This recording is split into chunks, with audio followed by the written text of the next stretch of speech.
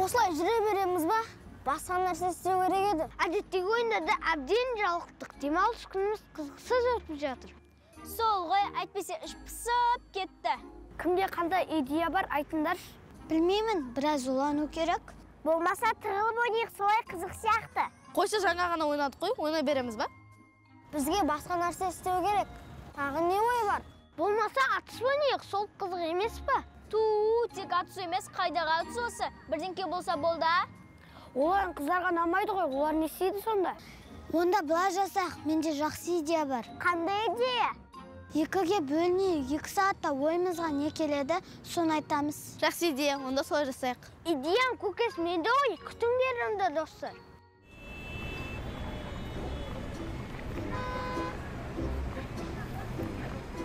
Қане, ғаламтордан топпен ойнайтын топ 10 қызықты ойындарды біз іздеп көрейік. Бірдеңе таптыңдар ма? Менде тым шығып жатқан жоқ. Жоқ, менде де сол ғой. Басқа не істейміз сонда? Тағы кішкене ізденейік, мүмкін бір идея табылып қалар.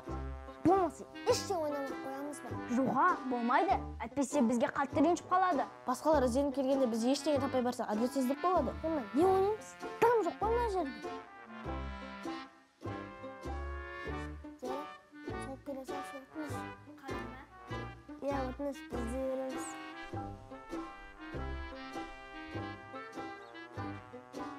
Мен таптым, мынау қалай? Қызық болатын сияқты ғой, иә? Не таптың? Викториналық ойнаймызақ қалай? Басқалар біз қойған түрлі қызықты сұрақтарға жауап беретін болады. Болады. Онда соны да сапап барайық. Солай күшті болады. Балалар қуанатын болды ғой. Мен саған айтайын, атысып ойнаған дұрыс.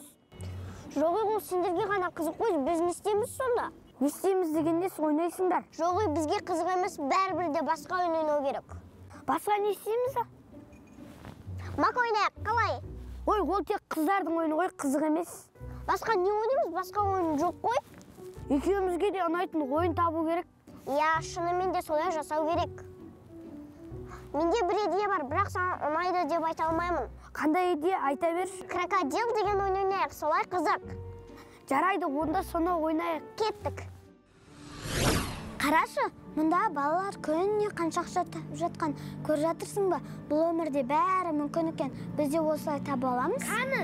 Иә, қызық екен. Біз де осылай жетістікке жете аламыз деп ойлайсың ба? Иә, болады. Неге болмасқа? Қайдам, менің күмәнім болар еді. Біз ондайды түсіре алмаймыз ғой. Түсіру дейсің ба? Қызық екен. Бірақ бұл блогер балалардың видеосы көп команда жұмыс істейтін шығар. Иә, не болды, тыныштық па? Хоп, менің басыма керемет идея келді. Қандай идея, айтшы? Жолай айтамын, әзірге кеттік ойын алаңына. Бұл идея басқа да балаларға да ұнайды. Мен сенің идеяңды естуді асыға күтіп тұрмын. Сені таңғалдыратын боламын, дайындал. Дайынмын.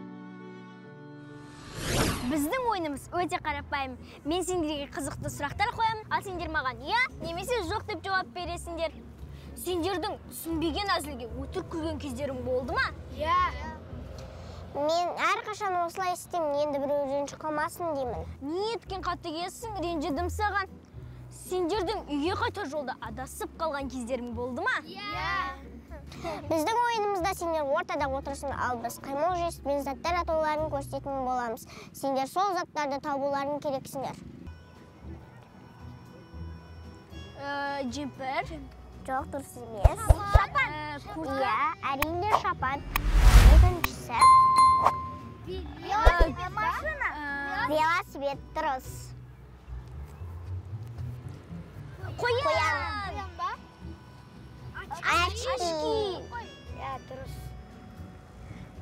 Енді біздің кезегіміз. Бізде сендерге үлкен жаңалық бар. Біз миллионер болудың жолын таптық. Иә, қазір бәрі Инста мен ТикТокта. Біз де солай байып кетейік. Бірақ алдымен не түсіретінімізді ойластыруымыз керек. Біздің аудитория балаларға арналған. Сондықтан біз балаларға арналған контент түсіруіміз керек. Бұл тамаша идея екен. Бірақ шын мәнінде қандай контент түсіреміз? Білмеймін, оның бәрін ақылдасуымыз керек. Онда жан-жаққа бөлініп ойланайық, солай дұрыс болады. Интернеттен балалардың сәтті шыққан контенттерін қарап көрейік. Иә, балаларға өтімді болатын идея ойлап тапсақ, оқырмандарымыз көбейіп, лайк пен пікірді қырып жинауға болады. Бұл біздің қалаған арманымызға қол жеткізуімізге таптырмас мүмкіндік болар еді. Дұрыс айтасың. Бізге шынымен күлкілі, бірақ пайдалы нәрсе керек. Мектептегі өмірді жеңілдететін, бірақ көңілді де болуы тиіс. Мектептегі лайфхактар туралы түсірсек ше, мысалы есептердің оңай шығару жолы, немесе қалай ұтымды сылтау етуге болады деген сияқты. Ал Зере, сен ше мектептегі лайфхактар туралы не айтасың? Біз оқушыларға күнделікті мәселелерді шешуге көмектесетін кеңестер бере алатын сияқтымыз. Иә, тағы да қалай тапсырмаларды тез шешуге болады, немесе мұғалімдерді сенделудің сылтаулары дегендей. Біз сонымен қатар сылтаулар жасауға да көмектесе аламыз. Мәселен, сабақта қалай қашықтық болады. Бұл өте жақсы идея. Біздің контентіміз қызықты да, күлкілі де, әрі пайдалы да болуы тиіс. Иә, Ресейде Наташа деген қыз осындай блог жүргізеді екен. Миллион подписчигі бар екен. Болды, онда солай келістік, осыны түсіреміз. Онда осыны басқа топқа айтайық. Олар да бізден ойлап қойған шығар. Кеттік онда.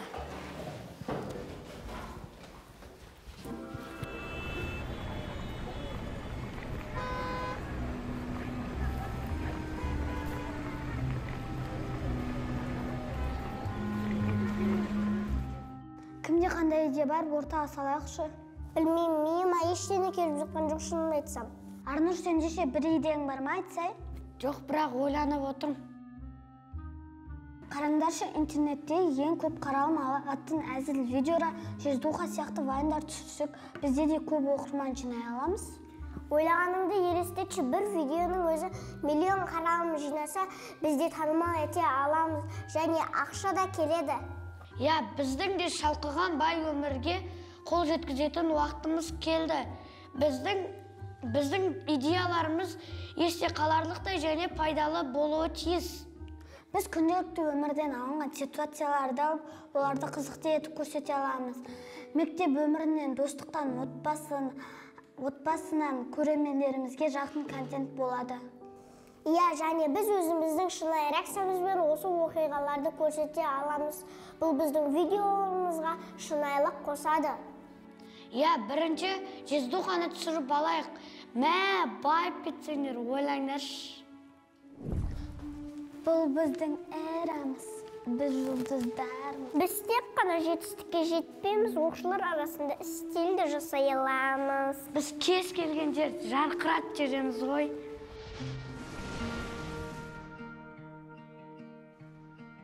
Бүгін біз сендерге қиын сабақтан қалай құтылып кетуді және мұғалімге қандай ұтымды сылтау айта аламыз деген кеңестермен бөлісетін боламыз. Жас достар, біздің идеяларымызды жақсылап қарап алыңыздар. Бұлар сіздің пайдаңызға асатынына сенімдіміз.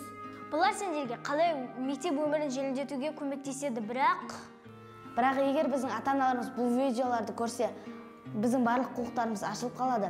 Бұл шын мәнінде бізге пайда келеді ме? Мен сені түсінемін, бірақ бұл біз үшін маңызды ғой. Бұл контент балаларға ұнайды деп ойлаймын. Тек қана ойын сауық емес, шын мәнінде пайдалы кеңестер беретін боламыз. Иә, біздің мақсатымыз көрермендерімізге жағымды эмоция сыйлау. Біз олардың күнін жарқын еткіміз келеді. Өздерің түсіре беріңдер, менің желанием жоқ. Айару, сені достарыңды орта жолда қалдырғың келіп тұр ма? Қарада тұр, атақты блогер болып кетеміз осыдан. Айару, қойшы болды, түсірейік та мынаны. Дұрыс, біз бірге бастадық, бірге аяқтаймыз. Қош, мен түсіргім келмейді, өздерің түсіре беріңдер. Тамаша, бастайық, еске салайын. Біздің мақсатымыз күлкілі және есте қаларлықтай контент жасау. Мен неге әйел рөлінде болуым керек? Бұл біраз зәт емес пе? Солай, мен не үшін еркек рөлінде болуым керек? Мен ол рөлді ұнатпаймын. Тыңдаңдар, біз рөлдерді керісінше ойнау арқылы біздің контентіміз күлкілі шығады және күлкілі шықса ақша да келеді. Жарайды, бірақ бұл күлкілі шықса жақсы болар еді. Ей, Айжан, мал дегенде бәрін жақсы ойнап шығып беріңдер. Кішкене өкініп жатырмын, мына идеям бекер қолдан сияқтым. Сол ғой, сәл бір түрлі екен. Қанат, өзіңе көптен бері ризашылығымды білдіргім келіп жүреді. Таудай азаматсың, менің қорғанымсың. Ал енді мына өзіңе арналап алған сыйлығым қабыл, барыңдай бағала. Ой, біля, Айжан мал десе, Айжан мал екенсің ғой. Стоп, Снията, міне осылай біздің күлкіміз басқаларға да жұқсын. Және біздің шығармашылығымыз ғана емес, бірлігімізде арта түседі. Достар, мынаны қараңдаршы.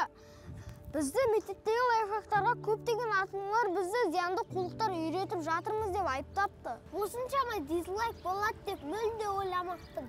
Біз тек көңіл көтеру мақсатында жасадық қой, түсінбесе неге жазады? Біздің контентіміз кімге де болсын зиян тигізу емес еді. Мүмкін біз бір жерін дұрыс істемедік. Ал Жездуханы бәрі мақтап күшті деп жазған. Көріп тұрсыңдар ма? Күлкілі контент жасау оңай емес. Иә, біздің Жездуха туралы видеомыз шын мәнінде адамдарға ұнап жатыр. Мен айтқан мектептегі лайфхактар жайлы идея дұрыс емес деп енді көрдіңдер ме? Ата-аналар наразы. Айару, қойшы болды. Түсіректі мынаны. Бұл әлек басы ғой, әлектам кетеміз. Дұрыс айтады, біздің идеяларымыз осымен таусылып қалған жоқ қой. Мүмкін біз келесі контентімізді екі-бір контентті қатар жасасақ қалай. Біріншісі күлкілі әрі жеңіл, ал екіншісі ойлантарлық және балаларға пайдалы. Мынаны қараңдар, неге бұл контент соншама қаралым жинайды? Біз де осындай нәрсе жасай аламыз ғой? Иә, бірақ бізге өзіміздің бірегей стилімізді табу керек. Біз тек қана көшірме жасап қоймай, әрі қарай дамуымыз керек. Бұл видеолардан тек идея алып, қалған өз стилімізбен жасап шығайық, достар. Бірақ біз өзіміздің достарымыздан, яғни қазіргі жауларымыздан бір идеяны ұрласақ ше, оларда оқырмандарға күшті идея кетіп жатыр ғой. Жоқ, ұрлау деген дұрыс емес. Біз өзгелердің идеясынан шабыттан аламыз, бірақ тура солай көшірмеміз керек. Біздің мақсатымыз өзгеше және ерекше қылу. Дұрыс айтасың. Біздің күшіміз шығармашылықта, бізге ұрлауға болмайды. Бірақ бізге бәрібір де ұрлау керек, бізге басқа вариант жоқ. Оларға, оқырмандарға күшті идея туып жатыр ғой. Негізі дұрыс, басқа шынымен де амал жоқ, бізге танымал болу керек. Келіңдер.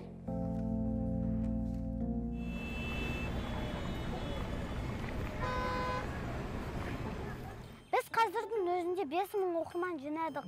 Егер де Жездуханы үздік-үзділеріне де тағы да пародия жасасақ, бұл сан көбейе түседі. Иә, біздің пародиямыз көпшілікті қызықтырады. Біз бұл бағытты жалғастыруымыз керек. Бізге тек қана қызықты идеялар керек. Біз шын мәнінде бұрынғыдан да қызықты контент түсіре аламыз. Сендер не істеп тұрсыңдар мұнда? Не істеп жүрсіңдер? Біздің идеяларымызды ұрлайын деп жүрсіңдер ма? Соған неге олай айтасыңдар? Бізде де идея бар, бірақ сендермен ақылдасу керек болды. Енді сол үшін тығылып жүрсіңдер ма? Жоқ, біз сендерді мазалағымыз келген жоқ еді. Біз сендерге ренжідік, біздің идеяларымызды ұрладыңдар. Сонда сендер ойында бәсекелестікті шындыққа айналдырып жібергендерің бе? Достығымыз ше, идея деп жандарыңды алып қойғанда ренжіп жатырсыңдар ғой? Өй, не болды сонша? Идея өзімізде де бар. Біз тек сенден процесстерін тамашалап тұрдық. Әне Айару, ренжіштіңдер. Жүріңдер тез. Ал егер біз көпшілікке танымал фильмдердің ең қызықты сәттеріне пародия жасасақ, бұл хит болуы мүмкін ба? Әбден мүмкін. Аналар да Жездухаға пародия жасап, танымал болып кетті ғой. Иә, біз әртүрлі кейіпкерлер сомдап көрермендерді күлдірте алатын сияқтымыз. Бұл өте креативті идея. Бірақ бір минус болып тұр. Не минус, не болып қалды? Бірақ біздің командамызда Айым сияқты жақсы актриса болғанда, Арнұр сияқты режиссер болғанда, бәрі қатып кетер еді десеші, иә, бірақ біз олармен жауымыз сияқты ұрсысып кеттік қой. Иә, бұрын біз күшті команда едік. Арнұрдың таланты, Айымның шығармашылығы, ал оларсыз идеяларымыздың бір бөлшегі жетіспейтін сияқты. Иә, ол да бар. Оларсыз қызық емес екен. Енді не істейміз? Иә, оларсыз шынымен де қызық емес. Мен бұрын бәріміз бірге ойнаған кезде қатты сағынған сияқтымын. Бізге Жамалдың інілерін ойнауға адамдар керек. Енді не істейміз? Сол ғой, әр қайсымыз әр түрлі рөлдерді жақсы ойнай алмаймыз. Сол ғой, осындайда зерелер болса ғой, осындайда проблема болмайтын еді. Біз байыдық деп ойлағанымызбен шын мәнінде баға жетпес достарымызды жоғалттық.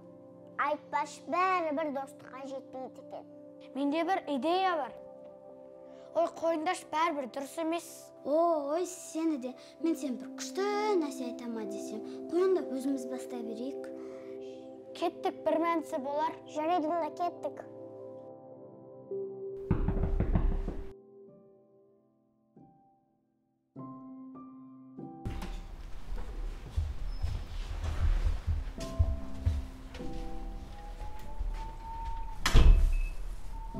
Неге келіңдер? Біз енді дос емес едік қой.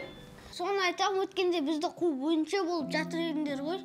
Біз сендермен қайта достасқымыз келеді. Біз түсіндік, ең маңыздысы достық.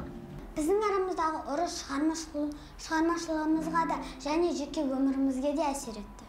Иә, біз сендерді шын мәнінде сағындық. Біз де сендерсіз жалғызырап қалдық. Негізі мен де бәріңді қатты сағындым, достарым менің. Енді біз бұрынғыдай жұмыс істейік. Шынымен бе? Енді біз бұрынғыдай бірге жұмыс істей аламыз ба? Иә, біз бұрынғыдай жұмыс істей аламыз. Біз сендерді шын мәнінде сағындық. Біз бұл сәтті ұмытпаймыз. Біздің достығымыз бен бірлескен жұмысымыз жаңа деңгейге көтеріледі.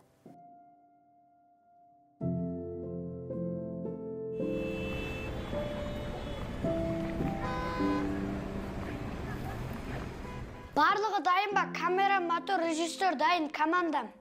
Барлығы керемет көрінеді. Әрқайсының образдарың күшті шықты. Бұл жүндіде мен сендерді қалай шыққандарын көрсетемін. Ақыр мен қанат қылып қойыңдар ғой. Мен дайынмын, актерім да дайын. Грим, костюм, бәрі жасалынды. Айшаға да дайын. Не бопты, мен де тұрмын жігіттің рөлінде. Ал бастайық, 17 сахна, бірінші дубль. Жезде, көзіңізге не болған? Кеше Айжамал ұрған ей? Немен ұрды? Помидормен. Помидорға осылай көгері ма? Банкісімен ұрған ей? Ой, біля! Арсын арасында демалсаңшы өлесің ба? Ақша дей бермей, күнде қайғы жей бермей. Арсын арасында демалсаңшы өлесің ба? Ақша дей бермей, күнде уайым жей бермей. Әй, не істеп атсың? Не істеп атсың? Әй, ана бөлмеге кірсем, балалар телефонмен отыр. Мына бөлмеге кірсем, сен телефонмен. Бет жан-жаққа сәл көздеріңді ашсыңдаршы. Сәкен, не болды? Бірден зәре құтымызды алдың ғой өзің? Ай, саған мәшінен гаражға кіргіз деп жатырмын ғой мен. Еркеннен телефон қарап отыр дейсің ба? Мына жерде штраф деп қойыпты. 92 мың наспай атқан адамға дейді. 92 мың? Ойбай, таксовать етіп жүр, 92 мың таппаймыз ғой. Соны біліп жүрсін деп ескертіп сізге көрсетем деп отырмын ғой. Әй, ал осы телефонның кесірінен бар ғой, ана бүкіл бала шағам сабағынан қалады. Одан ертең ана көзінен айырылмаса маған кел. Түсіндің ба? Көзіне очки тағып, біреу екінші соқыр болады осы телефонның кесірінен. Сәке, сіз зиян жағын айтып отырсыз ғой телефон. Пайда жағын айтайын. Біреумен сөйлесесің, жақсы жаңалық естисің, жаманы бар, басқасы бар дегендей. Кейін кішігірім көрініс вайндар түсіріп, Instagram басқасаң болады, TikTok басқасаң болады, ақша түседі, автомат. Анау тегін реклама деп бар ғой, рекламаның арқасын еріп кеттіңдер. Сенбеймін сол рекламаға бар ғой. Жүдә сенбеймін мен сол рекламаға. Әй, қазақ атам айтады, білімді бірді жығады. Әй, қазақ атам айтады, білекті бірді жығады, білімді мыңды жығады дейді. Көрдің ба? Анасы балалардың сабағына қарап, одан да телефон деп аздан кешке дейді. Ой, Сәке, сіздің қызыңыз бар ғой, Айым. Сол қызыңыздан блогерлік қасиет байқадым мен. Ой. Кішігірім көріністер түсіріп, вайндар түсіріп, бейтін не ават сабатыр. Мен міне Инстаграмнан, ТикТоктан өзіме белгілеп ағам. Бірақ ше, анау баланы аты кім еді? Н-н-н ма? Н-н-н. Сол кинақ ең қымбат мәшинелерді мініп жүр ғой, Сол ғой. Сол мысалы блогер, мықты блогер. Әй, қайдам.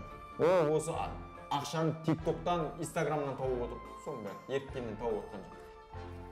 Айым қызыңыз, мысалы, бір жерді жарып шығатын болса, сіз олигарх боласыз ғой. Тышқандар айтады дейді. Не дейді? Тышқандар айтады дейді. менің де балам үлкейгенде бір жерді тесіп шығады дейді. Ай, сендер де қатырасың ау. Сөйлей көрме, ана машина кіргізген.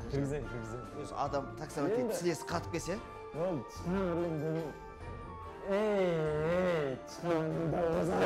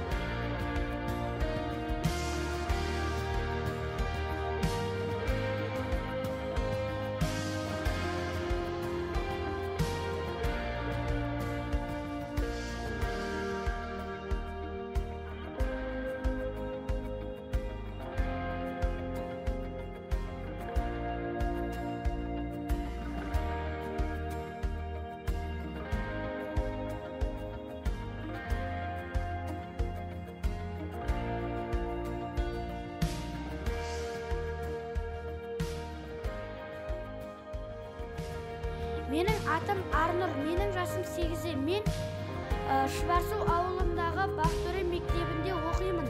Мен әке-шешеме мың алғыс айтамын. Маған кино өте қатты ұнады. Менің атым Жуахан Есұлтан, жасым 7-де. Мен Ленгер қаласында тұрамын. Мен 16-шы мектепте оқимын. Осы Аружан апайыма режиссерға алғыс айтамын. Ата-анама, атама алғыс. Маған кино өте қатты ұнады. Менің есімім Тауай Азамат. Маған түсірілім өте қатты ұнады. Әсіресе 17-ші сахна. Маған қолдап мені жақтап отырған Аружан апайға, режиссерларға, түсірілім тобына алғыс айтамын.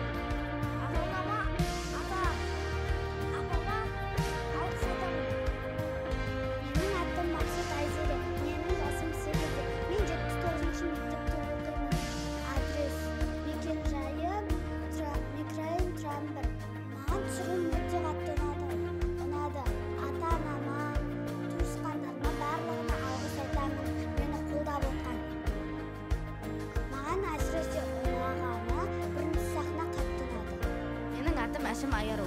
Мен Мұхтар Әуезов атындағы гимназия мектебінде оқимын. Мен Арыс қаласында туылып және сол жақта тұрамын. Барлығына рахметімді айтамын. Аружан апайға рахметімді айтамын. Бізді дайындап жүрген. Маған кино өте қатты ұнады.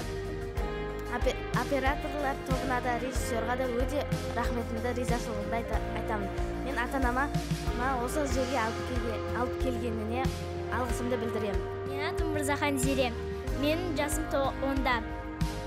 Мен 19-шы мектепте оқимын. Мен бұл кинода Ерболаттың Айжамалдың інілерінің рөлін ойнадым. Мен анама қолдап жатқанына, операторларға, режиссерларға және де Аружан апайыма рахмет айтқым келеді. Менің атым Айым. Менің жасым 8-де. Мен 28-ші мектепте оқимын. Мен Шымкентте тұрамын. Маған осы кино қатты ұнады. Мен ата-анама, ата-әжеме алғыс айтамын. Осы топқа Ошақтағы Сағитжан деген ағайға айтамын. Тағы да Аружан деген апайыма айтамын. Маған осы кино өте қатты ұнады. Мен Қанаттың рөлінде ойнадым.